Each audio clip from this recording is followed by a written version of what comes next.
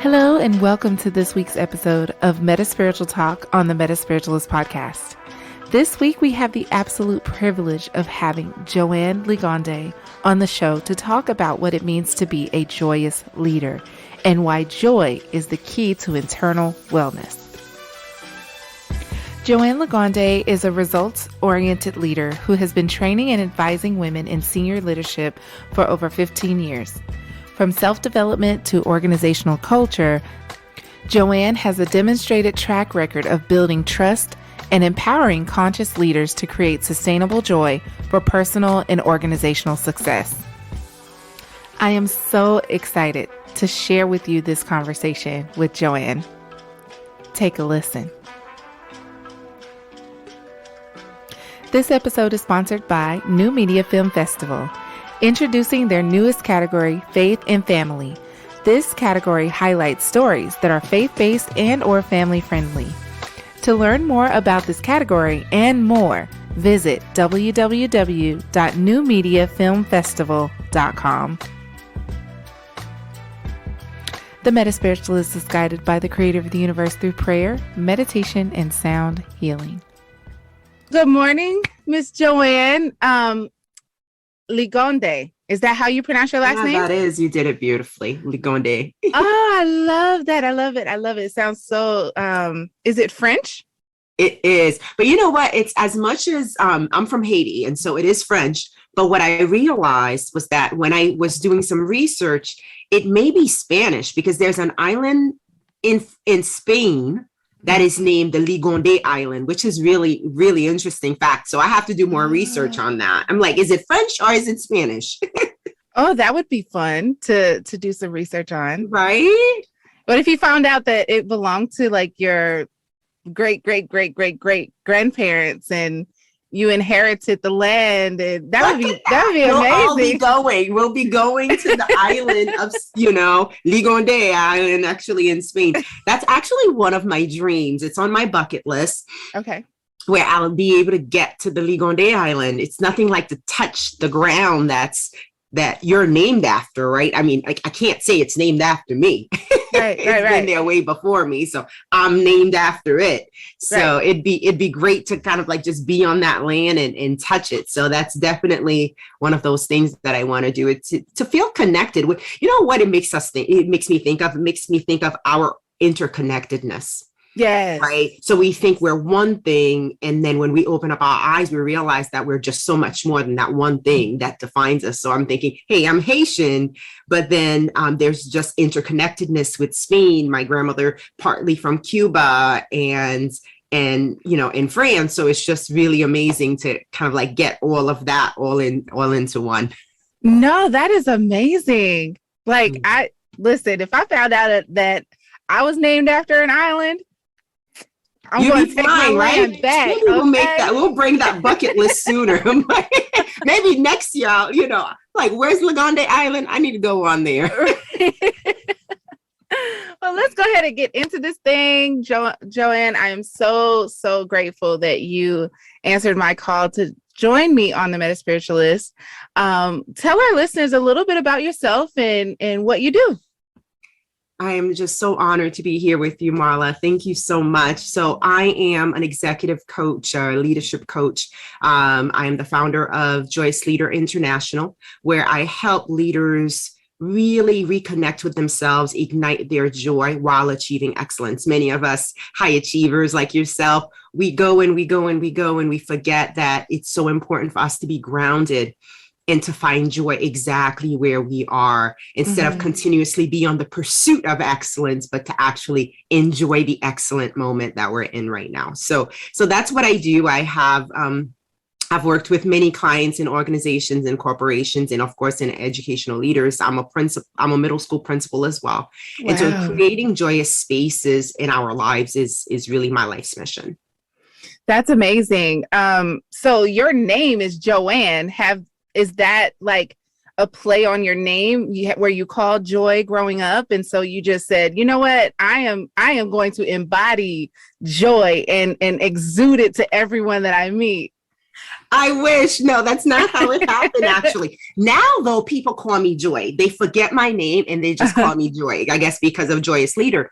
However, Joyous Leader really came from a place during a time about 6 years ago now, when I discovered that I had a cyst in my brain. So I discovered I had a cyst in my brain and had kind of like a midlife crisis of, oh my gosh, what if it's cancerous? And I was really afraid until they were doing a lot of tests. They were running tests. I had to go to the neurosurgeon to see if it needed to be taken out. And really just had a moment, existential moment of, why am I here? Like, what's the ultimate goal of me being here? Yes, I'm an educator. Yes, I add value to others and I add value to people, but my ultimate calling, and after a lot of searching and praying, I remember speaking to someone, and we were coming up with kind of like different names. It was like, well, what's your purpose? I said, you know what? I want, when people leave me, that they feel excited and joyful and joyous, and and that's what I want. I want to have that impact on people, that when they meet me, they have so much energy. And that's how Joyous Leader was born. Oh, so I Joyous love it. Leader really came from a space of I would say one of my lowest in my life. In which I felt disconnected, and I really felt that I was dying. So I wrote my eulogy and said, you know what? If that is the case, I want to live the rest of my days adding joy to people, making sure that they feel valued, they feel seen, and they feel happy. So that's where that came from.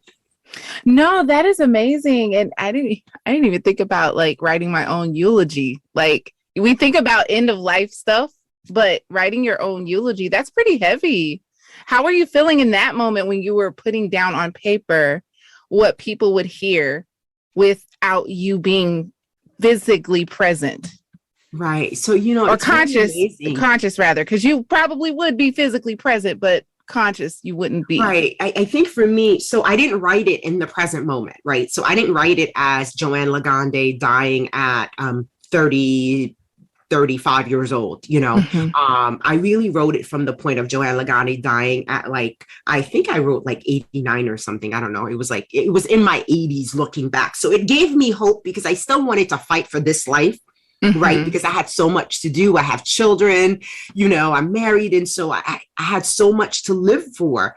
But for me, it helped to ground me, and it helped to give me a sense of urgency of doing now. Don't put off for tomorrow, because tomorrow is not promised. Do now what you're able to do today. And so it was really empowering. And I think it completely changed my life. I don't think Joyous Leader would have been born. I wouldn't have the courage to do it scared. Yeah. If I didn't go through that impasse in my life, and if I didn't go through the process of seeing what does the end look like? Right? How do you want to be remembered? And so when I work with leaders, I always want to ask them, how do you want to be remembered? Not just by the people that you lead in your official capacity, right? By the people in your life. Yes. By your neighbors, by your loved ones, by your family members. And so it really came from that deep space of reckoning. What are people going to say about you, Joe? Are they going to say, what are they going to say about you? So, yeah, Marla, I encourage all of your listeners, and I encourage you to write your own eulogy. They say that the average lifespan is about 80 years old. However, people now live until 114, 120 years old. However, you can't live eternally, right? Yeah. We all know that there's an end date to you, to me, yes, to all of us. And so keeping that in mind, if we were to say, okay, if I were to live to 100, what would I like to accomplish? I'm almost halfway there, believe it or not. So it is it's very real to be able to grapple with that question in a state of peace. So I invite people to write their eulogies when they don't have to. That is so powerful to even go there, to be honest. And I always say, I don't really want to live to 100. That's the goal. But if I'm going to be decrepit or, having to rely a lot on other people, I would rather be gone before that. I want to be very vibrant in my 80s. Right. Yeah, but I'm gonna practice that. Like I'm gonna sit down and really think about that. That's a great recommendation for anybody, and it's a part of your end of life planning. Yeah. And now, Incorporate that in that. yeah, absolutely. Absolutely. They always say that when you're under crisis, it's not the time to begin planning, right? We Yeah. begin planning before that. And it helps to direct our paths, right? It helps us to take action because oftentimes we think about kind of like the end of life, or we don't think about it. And we're just like, oh, I'll have time to do this. Yeah. I'll have time to start the business. I'll have time to go back to school. I'll have time and I'll have time. And then that time never really comes because we're not really well coordinated and make that commitment to really take the actions necessary to move forward, forward towards our purpose. Yes. No, that's amazing. That's good. So I have a few questions about spirituality and what guides you on your journey. What was your upbringing like in terms of spirituality? Were you brought up in a Catholic church or in the Christian church, the Protestant church? What was your upbringing like? So I was brought up in the Catholic church and I'm just so thankful for my grandmother because my grandmother woke me up every Saturday morning and we went to 6 a.m. mass. Oh, wow. And I have to tell you that I grew up in Haiti until about the age of 9. I have to say that was the best time of my life spiritually because I wanted to wake up. Like I wanted to have that appointment, not necessarily with God at that age, right? Well, with my grandmother, because my grandmother was just so vibrant. She was just so full of life. I mean, she was a force to be reckoned with, right? And I wanted to spend time with her. That was our one-on-one time. So we walked to church. During our walk to church, we talked about spirituality, the power of the Holy Spirit, the power of God, and how we are powerful within us. And we have to constantly stay connected. So I think more than church service itself, although church service was great, it was the walk with my grandmother that really helped me to develop my spirituality. And when the walk got heavy sometimes, meaning that it was a long distance, we had to walk to church, we started singing. So we would be singing and holding hands. And that really started my faith. And then we would come back home. And while we were Catholic, I remember there was this woman. I don't know if she was a preacher, but she definitely prayed a lot. Oh my gosh, you're sending me back to Haiti right now. I love it. I remember her coming over to my grandmother's house, no matter what we were doing. And she would come always around like noon or 1 p.m. We would have to all stop, get on our knees and pray. And she was Protestant. So whenever she came, we would pray for 10 to 15 minutes and really like evangelical prayers, like, like, Father God, you are awesome, like calling them angels down. Like we're calling the angels down to guard this house and feed us. And, so it's really amazing how my grandmother welcomed prayer into our household. And then in the evening, it didn't stop with grandma, with mommy too, that was her name. So in the evening now, we would have family prayer. And so prayer really, I think at a very young age, prayer was very important for us. And prayer kept us safe. Physically safe. That's what we were taught. It was during turbulent times and political unrest. And so when we were hearing bullets and we were hearing guns and we were hearing sometimes bombings, in Haiti during that time, we prayed. We prayed together as a family. So over time, over the years, even with my coming here, prayer is a really big part of our lives. We started praying as a family, on Saturday evenings, and sometimes it's on and off, but every single night, we pray with our children. So our children, they say that our Father, they pray prayer of gratitude, every night and every morning. We encourage them, just like brushing your teeth. Did you pray this morning? Did you pray this morning? So a relationship with God was ingrained in me from a very, yes, it is my anchor. So would you say that, are you all still practicing Catholicism? Yes. Or? Yes. Okay. Yes. And how has that influenced you more as an adult? Like, have you had a turning point in your walk where you've, doubted or questioned, or I know you talked about when you were kind of one of your lowest points was when you wrote your eulogy. So how was that turning point for you in your spiritual walk as a mom and a wife and a foundational faith believer? Right. So I see religion in different ways, right? Spirituality and religion. So for me, that the idea of religion and having a church home and having a community and having traditions that help to anchor us, but not hinder us from the relationship, right? From having a spiritual home, right? Sometimes we allow that the rigidity of the religion to prevent us from really having the relation, like the spirituality, and really feel connected to the ultimate source. And I think what I've been able to do and what changed me was when I started meditating. And I realized, and I started really realizing how Hinduism, Catholicism, and Judaism are so incredibly connected, right? And Buddhism is not even a religion altogether. Also, people would say that it is a religion, right? Because the Buddha was like, no, it is not a religion. It is a practice. So when I started studying all of these different practices and religions, I realized that we're all one. We're all one. And the ultimate religion is love. Right. And so I can say, yes, I'm a practicing Catholic because I've had my sacraments and my children are having their sacraments.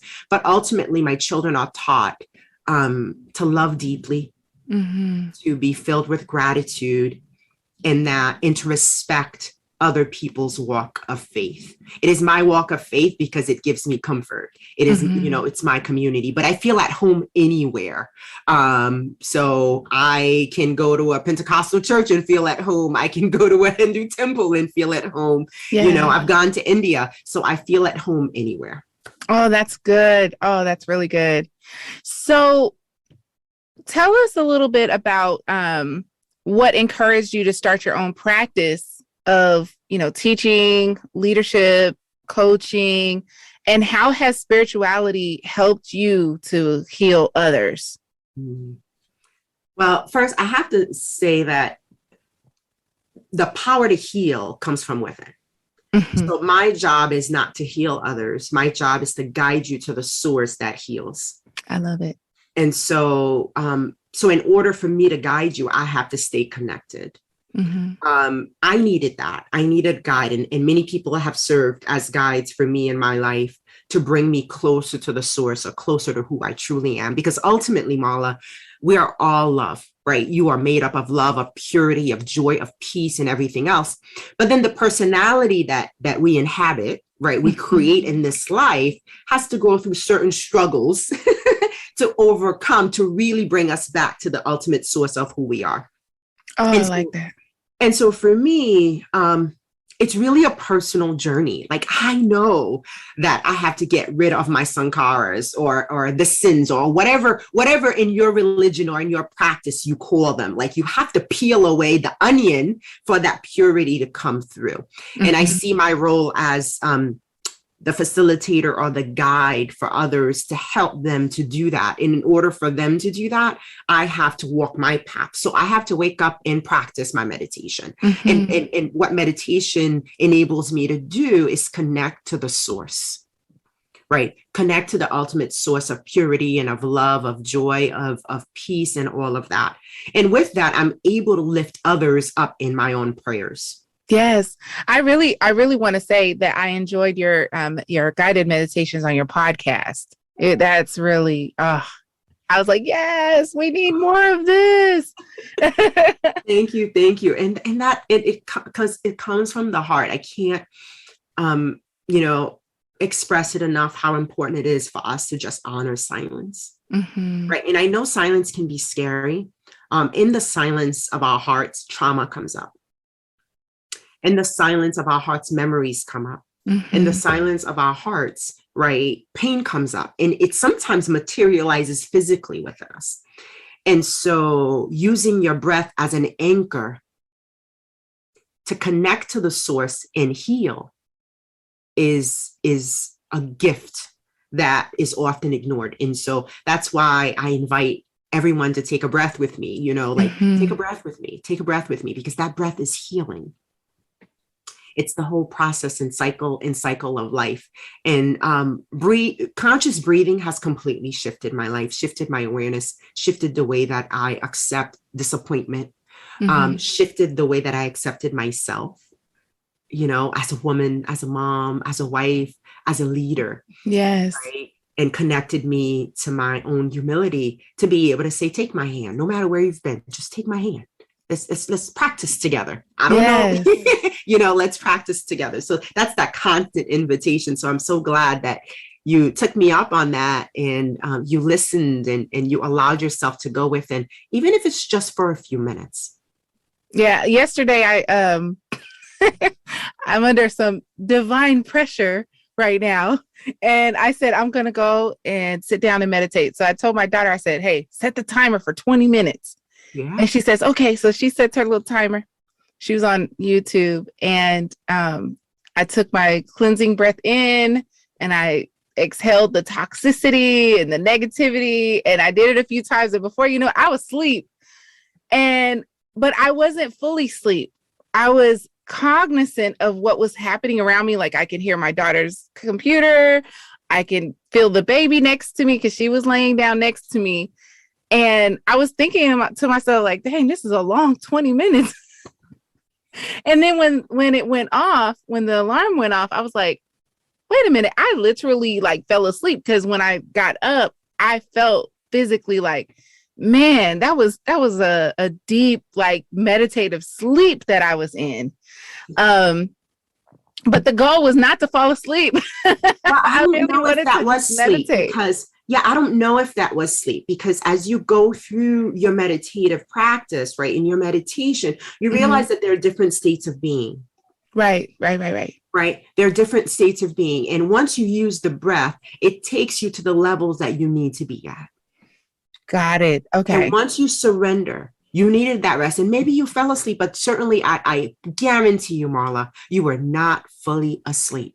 That was I was receiving meditative states that you were hitting at that point to take care of the emotional, physical, even spiritual needs that you had. Place of healing. And people enter that state, right, when they're open. Oh, yes. No, I received a few downloads from Source, and I was like, okay, I know what I got to do.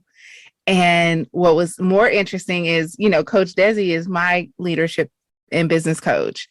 And I called her right away because I saw that she texted me. And I was like, I just woke up. She was like, how are you doing? Because she knows what I'm going through right now. Right. And she was like, the text message, how are you doing? And I called her back and I said, I just woke up. Like I went to meditate and I ended up falling asleep, but I feel at peace. And that was the message that she wanted to get across to me was, Marla, be at peace. Everything is going to work out. Everything's going to come out in the wash. You're safe. You're protected. Everything is fine. So she's really just been pouring into me. And I'm so grateful. She is amazing. She really, really is a dear sister who connects everyone. So yes, that's how we met. That's exactly right. And, want to take you back to that practice, right? Think about the moment before you decided to meditate. Oh, I was in a frenzy. I was like, right. So there is a before and there's an after, but there's a point where you decided and you listened. Many of us are in that frenzy and we're invited and we're like, no, I'm going to keep going. I have no time. But you realize that when you sat down for the 20 minutes, you probably brought yourself back 20 hours of worry. Yes. That, oh my gosh, that's impactful right there. I like that. 20 minutes redeems 20 hours. Yeah. Worry. Yeah. And the research actually shows that just 20 minutes of meditation equals to a certain number of hours of sleep. Because you're allowing your body to fully be at rest. Your mind is at rest. You're alert, but you're not quite sure of what's going on. Like you are alert, like you can, you're in full awareness. There's that awareness happening, but then you're in a place of bliss. You're in a place of peace. You've entered into the source, right? That's when you're connected, that there's something there. You're like, and you have a little bit of taste of peace, of joy. And you're like, oh, that's purity. Oh, that's pure bliss. That's me. Yes. That's me. So I, invite you to keep connecting. And the interesting thing about meditation too, just because you experience this time doesn't mean you're going to experience the same thing next time. Right. So, I'll tell you what day was that. Last week, I came home from the office and again, I lay down on the couch. I told my mom I was going to rest for a minute, but I was actually going into meditation. And this happened last year. So, no, was it last year? Yeah, it was last year because we were still under like a lot of the restrictions under COVID. And my spiritual mother invited me to do a breath workshop. And during this weekend, it was over 3 days. From Friday to Sunday, we did every day. We had exercises on practicing breath and doing certain movements with it. And this was the very first time this ever happened to me. I went into a meditative state. And when I closed my eyes, I could see faces like doing like this, opening up, and I would see a face and then I'd see it close back up. And I came out of that session like, what the hell was that? And so it happened again last week. And I was like, yo, like I'm starting to see some physical manifestations now, some tangible, like I've been praying to God to reveal my angels and my spirit guides, and here they're coming. And I don't want to be afraid. It's like, why should I be afraid? They're here to protect me. They're here to help guide me on my journey. So why am I afraid? And they're always with you. And I think because it's different. Right. And we're not taught that. So I'm not sure what church you grew up in, or if you grew up in a church, or what that experience was like for you. I grew up Baptist, but it was more like my dad's side of the family was ingrained in the church. We have ministers, reverends, pastors, first ladies, musicians, like all of that is on my dad's side. While my mother's side, it was kind of liberal. Like we knew about God. We knew how to pray.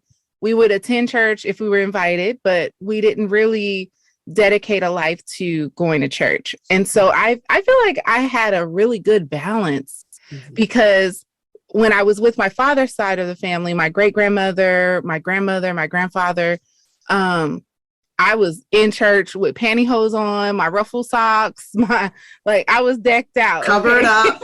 Yes. And so I really felt that I had the choice of, okay, I'm going to receive Christ as my Lord and Savior. And I also felt that just because I received him as my Lord and Savior, I don't have to be in church if I don't want to be. So I feel very blessed and fortunate to have that type of balance in my upbringing. And that's really beautiful. But if you were to really dig deeply into the teachings of that, what they taught you about angels or not teach you about angels, and that's where we may be able to say, ooh, what am I inviting into my space? Yes. But when you sit down and it's just you, right? And you are calling upon the greater source, the ultimate creator, right? Whatever appears within the purity of your heart, you're ready to receive. And that's the gift, right? And that's the ultimate gift. Sometimes we get caught up because we're saying, we have so many different thoughts in our heads, and we think that through meditation, we're going to get rid of these thoughts, or we're going to hang on to the thoughts or the beliefs, and that's going to carry us through. No. In meditation, even before beginning, is surrendering all of that. Is to say it is what it is. They're like clouds in the sky because our thoughts change, our beliefs change, our ideas change. But one thing that does not change is the ultimate source. The source is the source is the source. So, and we know when we know when we're connected, just like that feeling you're saying, So that's where that feeling of safety will come from, because you'll know that you're in the presence. Right? Yes. Yeah. Yes. It's beautiful. We're having church today. Yes.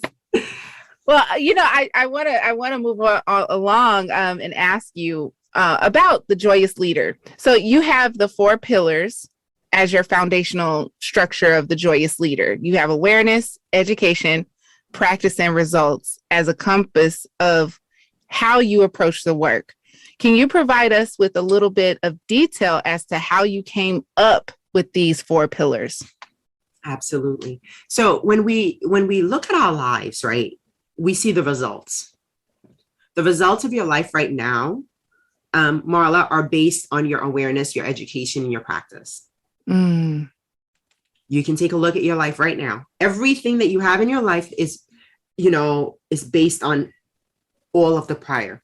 So, but we all want different results. We want different results. And sometimes we're afraid to look, well, what's creating this? So when we take responsibility to say, I'm the creator, I'm the co-creator of my existence, right? I'm the co-creator of my experiences. I'm the co-creator. I'm the reason why I didn't get this. I'm responsible also for not getting this opportunity. I'm also responsible for the house I live in. Yes. I'm responsible for the way my children, I'm responsible. So when you take full responsibility for where you are, that creates the results. So now the invitation is, let's begin with awareness. Begin with that awareness. I'm fully 100% responsible for everything that happens to me in my life. And that's an ouch for many.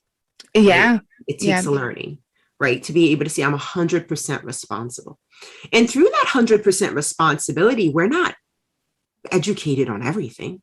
Like I had to learn the breathing practice. I had to learn to meditate. I had to learn the knowledge that gave me enough strength to overcome the difficulties of my life. I had to learn deep compassion, right? And so that's where the education comes from. We're just like, okay, we're aware that there are issues. We're aware that I'm aware that I'm not where I need to be, or I'm aware I'm exactly where I need to be, right? So how do I educate myself? How do I go deeper into that knowledge to be more grounded in who I am so that I can get on the other side what I want? But we can't stop at education. See, knowledge itself is power enough, right? Knowledge is power, but the ultimate power is practice. Yeah. Like putting it, like applying what you're learning to what it is that you're doing. Exactly. So I can talk to you about breathing all the time, but until we experience the power of the breath together, you won't change your life. Intellectually, we can say, oh, I'm going to change my life. I'm going to change my life. But the reality is, you got to get up and do something. Yes. Right. It's like practicing what you preach. So the knowledge opens up our minds. It opens up our perspective. It opens up our hearts in some ways. But the practice grounds us and gives us the results that we want. So it depends on where we start. Sometimes we start with the practice. Sometimes we realize that we're practicing the wrong things. Right. So when you look at the different areas of your life, and I like to call these kind of like the 5 pillars, right, of areas of your life. The number one is the quality of your thoughts. If you practice negative self-talk, what's going to come out at the other end of it with the results? Negativity. Negative results. That's right. If you live in an emotional state of worry, you're going to get physically sick. Right. Right. If your home is always sad, right, what's going to be created? The results you're going to be getting. So if you practice physical well-being, whatever that means to you, for me, it just means dancing and possibly like 50, sit-ups, or, for different people, it means different things. I have a friend who's like learning how to be a bodybuilder. She is absolutely like committed to going to the gym. Wow. Power to you. But guess what? Her body has completely shifted to that of a bodybuilder. Wow. Right. practice creates that result. So you've got your physical well-being and you've got your spiritual well-being. So we talked about the emotional well-being. We talked about mental well-being, the quality of your thoughts, right? We talked about your physical well-being. Now we're going to talk about your spiritual well-being. Your spiritual well-being is your connection to the source. How often are you connected? Gratitude, love, right? Yes. That sense of being completely present, right? And the last piece is relationships. Relationship is a really big part of who we are.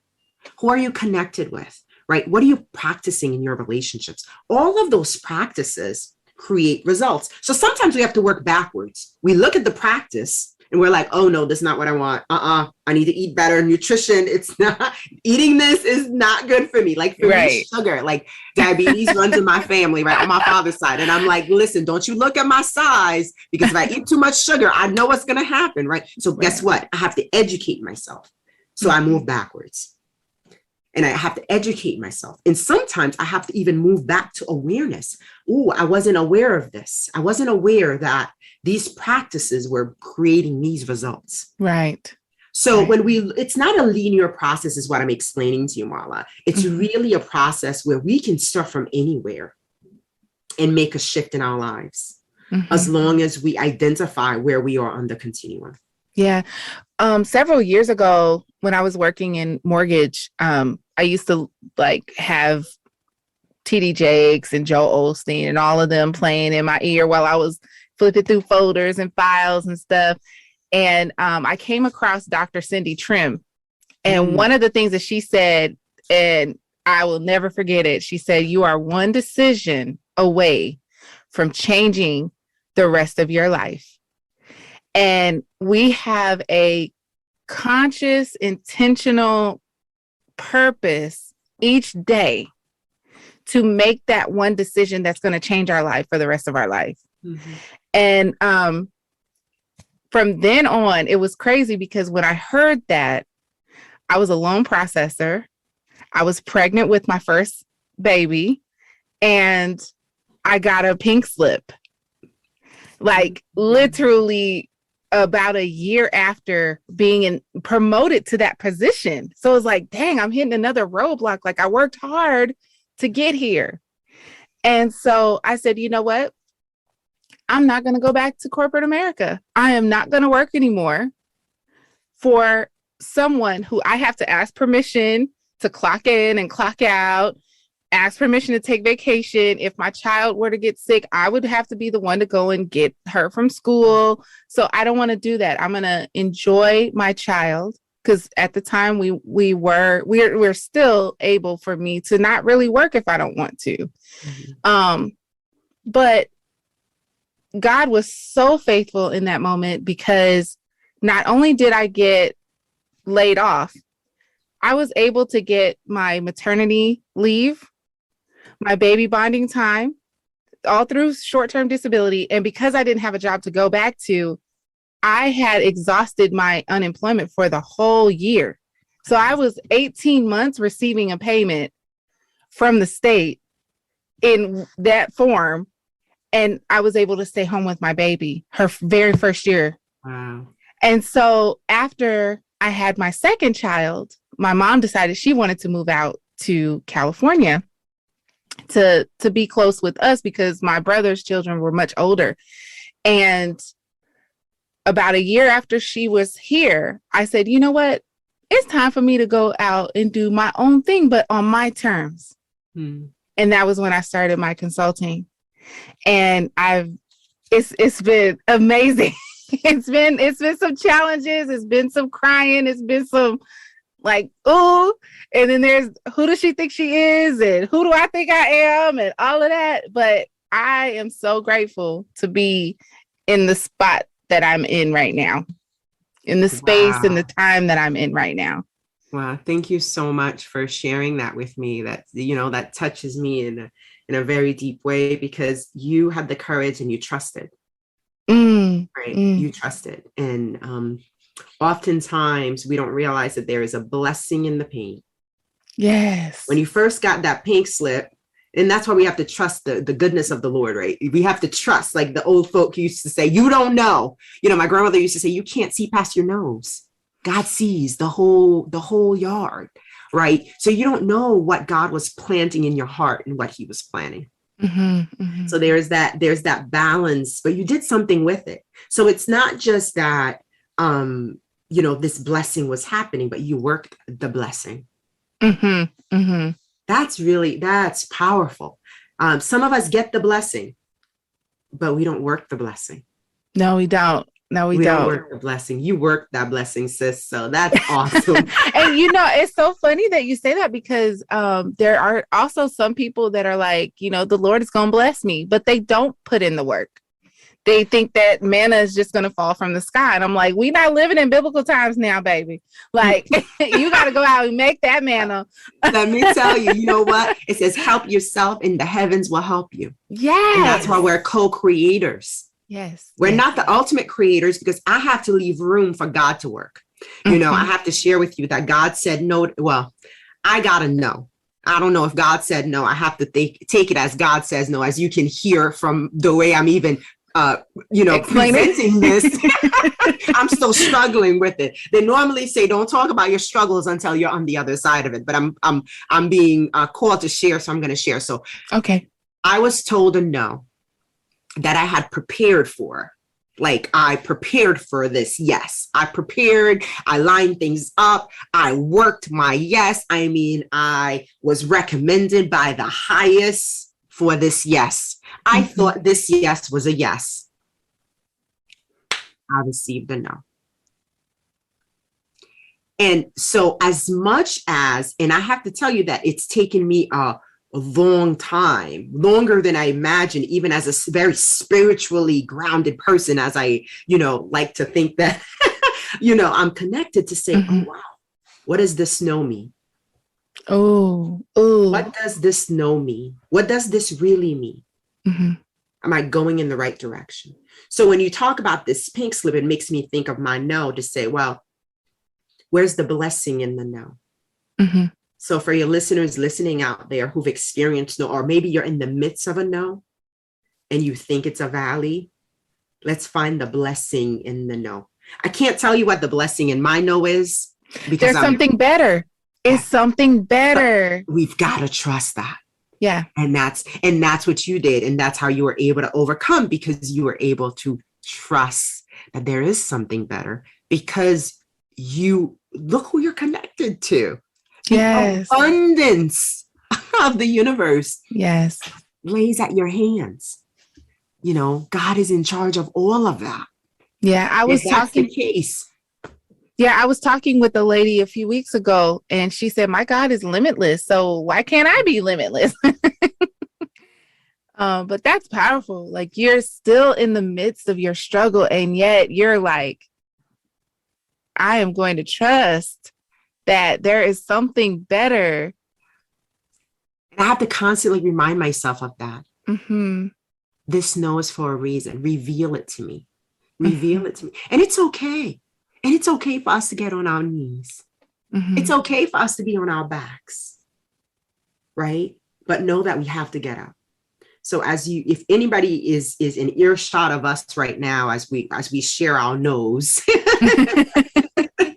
as we share our no's, and if you've been told no, trust and work. Don't trust and don't stay laying down now. Don't stay on your knees now. Lift your head up and look forward, and because that's what I'm doing in the midst of my no. And it gets tough. Tears fill my eyes. And yet I'm still like, you know what? I'm going to keep moving forward. I'm going to keep moving forward. And you know what? You don't even have to work harder through the no. Yeah. I think another thing that we have to recognize is that it's okay to just be. Like, you received the no, you've already put in the work. Yeah. You've already put in the blood, sweat, and the tears on even getting to that no. Yeah. So it's now, okay, just breathe and relax, because ease and flow is on its way. Yeah. Regardless of that no. That's The right. better, the bigger and the better is on the other side of that no, for sure. Yeah. I love that you brought that up because there's a really strong relationship between effort and ease. Mm-hmm. And I think that's the relationship, that's the creator and co-creator relationship. Yeah. Right. The co-creator relationship, which is us, like we're the co-creator, right? And we're efforting, we're putting forth effort, we're working. And the ultimate creator who created us, and it's like, slow down, relax. I got this. Yes. Slow down, relax. I got this. So there's effort and ease, and us finding the balance is crucial. So I love that you brought that up, to be able to know that, unexpectedly, there's a blessing. Unexpectedly, you discovered your passion. Unexpectedly, you got that pink slip and got an 18-month blessing to propel you into whom you are today. Oh, mercy. Without that pink slip, so it's almost like you need to go back and thank the person who pink slipped you. Yes. And I will never forget the interview, because they looked at my resume and I got questioned. Why do you have such short time at these different places? And I said, well, they just didn't work out. Sometimes you outgrow something. Sometimes they let you go because of whatever they're going through. And that was my response. Right. And when I got my pink slip and they did the exit interview, I think the guy who, the CEO, he was like, he didn't want to eat those words that he told me in the interview phase. And so he was like, I'm just so sorry that we're here. And I was like, it's okay. And it's okay. It's okay. There's nothing that we can do about this. This is what happens. And I'm just grateful for that. This is so good today. I just want to say this is so good today. I might have to bring this interview episode on up a few months. So my next question is, you focus on joy being the key to internal wellness. Can you break that down? Can you break that 3-letter word down and what it means to be in complete joy? Oh, you ask such powerful questions, Marla. I have to say, I don't know, if let me think about that one to see how I'm going to break that 3-letter word down. Joy. It's the key. You said it's the key. It is. It's eternal wellness. Whatever emotion that lives in your physical well-being materializes in your physical well-being. Right. So if joy is your emotional home, there's absolutely no way that you can be filled with illness without feeling happy about where that illness is going to take you. Now, I'm not saying that, people who are encountering diseases and illnesses and all of that, all of that is part of our purpose. So when we live from a state of joy, we understand that the challenges of life, the external circumstances of life are all part of our greater purpose and ultimate being. And so how to be in a state of joy, to be in a state of joy, you're also in a state of peace. And it's not anything that we have to look for. So I push us to look within because that's who we are. So that's like, joy is me. Joy is you. Peace is you. You are peace. You are joy. You are love. So if this is already who I am, my only job is to ignite it, right? A lamp is a lamp. A candle is a candle, but the candle has more power when I light it up. Yes. And that's lighting that wick. We're like the wick of a candle. We're just lighting it up. And once we light up joy, we're able to see our world differently, with more optimism, with more clarity, with more hope. And it enables us to serve others. Because have you ever been depressed? Have you ever felt sad? Oh, yeah. In that state, and then we begin to feel sorry for ourselves and we go in a cocoon. Don't talk to me. I don't want to talk to anybody. I don't want to deal with anybody. When we bring ourselves in a state of joy, we want to share that. We want to serve others. We want to be able to give beyond us. And so living from a state of joy helps us to serve. I'm always in service because my service is to bring joy to others, but to help you ignite your joy. I'm not going to help you find your joy because you are joy. I'm going to help you light it up. Oh, light me up, sis. That's right. See, you're lit. I don't think you need any more light, sis. You're good. You're lit. You're lit. That's what the young folks say, you know, we're lit. Yes. But they have a sense. You ever think about like the sayings of the world, right? Mm-hmm. The adages, they make sense. They make sense, right? You know, the young people say, you're lit. What does that mean? You're full of fire. Yes. Yeah, you're full of joy. That's who you are. So we don't have to look for joy and peace in the external circumstances of our lives. Mm-hmm. It'll make us more comfortable. But you can put me somewhere and anywhere that I'm uncomfortable, but I'll still be in my joyous state. You know, Bob Marley's, you know, emancipate yourself from mental slavery. Yes. None but ourselves can free our minds. There's power in that. Oh, I love how you just said that too. Right? None but ourselves can free our minds to really capture the essence of who I am, the essence of who you are. You know, the essence of who we are is when we sit still, find our breath, and rediscover our joy. Mm-hmm. This is, I love it. I love this. I love this episode with you. I just love you. Oh my God. There we go, Marla. You know? Okay. So my last question for you is, what would be a word of encouragement that you would like to share with our listeners if they're uncertain of where they are on their spiritual journey, or even in leadership, you know, as a business owner? What would you encourage them with today? Be where you are. Let's begin there. Wherever that is, right? First is to find space, create space, physical space, time space, emotional space, mental space to be where you are. And I mean that. Sometimes we're rushing through life because we're mothers, we're fathers, we're grandparents, we're doing so much, right? Mm-hmm. Find the physical space in your home, a corner in your home, a corner by your bed that is yours. Find a time of day that is yours. For me, that time used to be 4:30, you know, in the morning. It's gone later now. You know, I don't know what that time of day is for you. And really ask yourself, you know, really important question. How do I want to be remembered? How do I want to be remembered? Because I'm here for a reason. And that in itself is a prayer, because that will invite more awareness in how we need to show up in life. It will build a sense of urgency of starting that business, of giving yourself a pink slip, mm-hmm. or going for that promotion, going for that job, speaking up.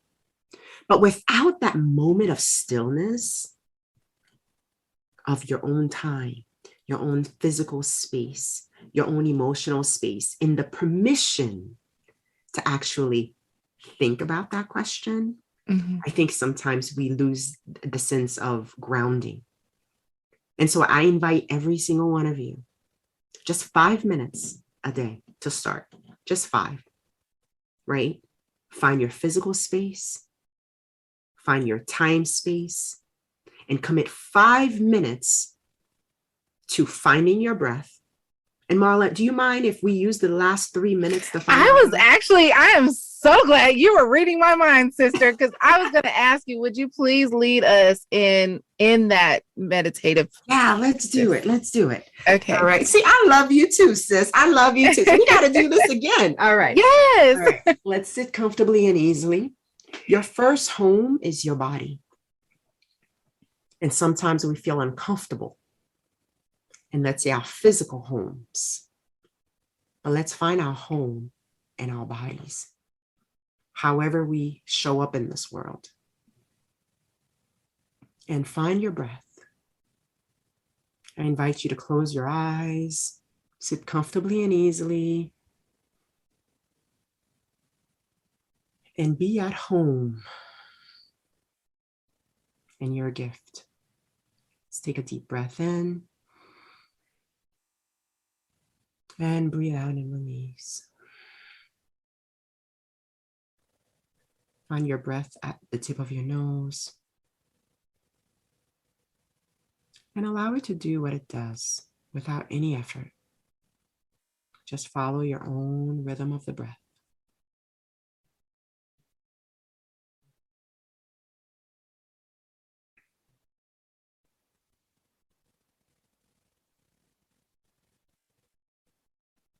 Let's take a deep breath in and breathe out and release.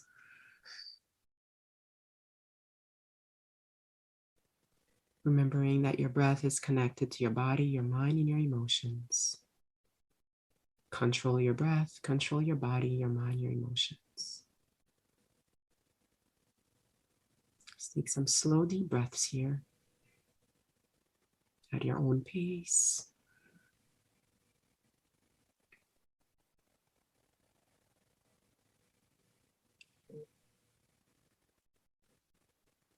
Relax your feet, your knees, your thighs. Place the total weight of your body, whatever you're sitting on. Feel the energy moving up and down your spine. Relax your abdomen. Relax your chest. Relax your shoulders, arms, and hands. Relax your throat and neck. Relax all the muscles in your face, placing a gentle smile on your face.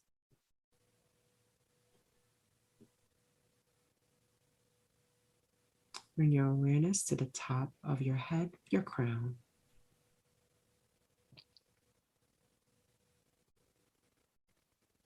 Just take a deep breath in and breathe out and release. And now feel the energy move from the top of your head, from your crown, to the tip of your toes. And from your tip of your toes to the top of your head. And move the energy to your heart. Feel a sense of gratitude. Gratitude that you're breathing in this moment. You're present.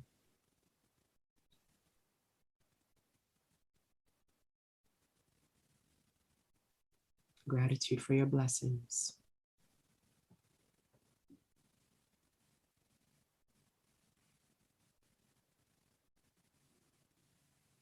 Remember that you are joy, you are peace, you are love. You are what you've been looking for. Just take a deep breath in and breathe out and release.